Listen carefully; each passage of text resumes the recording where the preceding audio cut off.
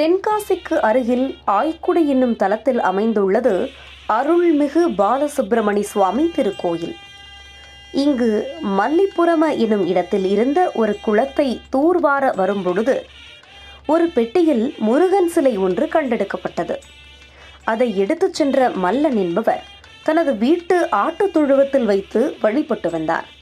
ஒரு நாள் அவரது கனவில் தோன்றிய முருகப்பெருமான் அரசும் வேம்பும் அமைந்த இடத்தில் தம்மை பிரதிஷ்டை செய்து வழிபடும்படியும் அதற்கான இடத்தில் தொழுவத்தில் இருக்கும் ஒரு ஆடே வழிகாட்டும் என்று கூறினார்.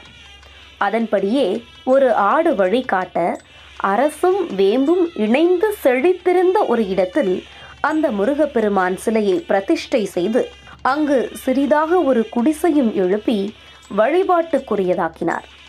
பிற்காலத்தில் பல்வேறு காலகட்டங்களில் பலராலும் இக்கோயில் மேம்படுத்தப்பட்டது. இக்கோயிலில் முருகப்பெருமான் ஒரு முகமும் 4 திருக்கரங்களுடனும் அருள் பாலிக்கிறார்.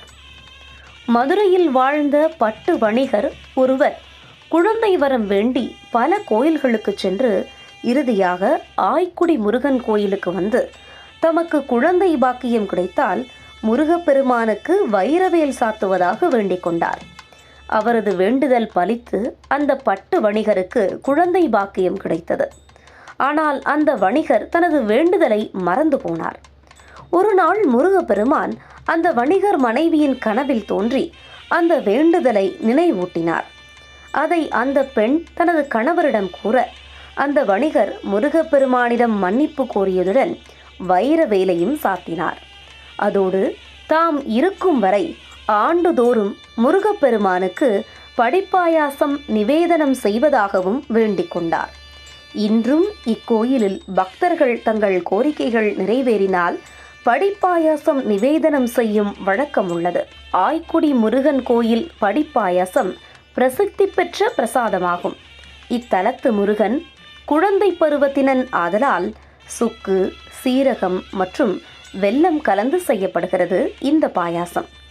இதை அனுமன் நதிக்கரை படித்துறையில் அமர்ந்து அருந்தினால் குழந்தை பேறு வாய்க்கும் என்பது பக்தர்களின் நம்பிக்கை. இந்த பாயாசத்தை பக்தர்களுடன் இணைந்து முருகப்பெருமானும் அருந்துவதாக ஐதீகம்.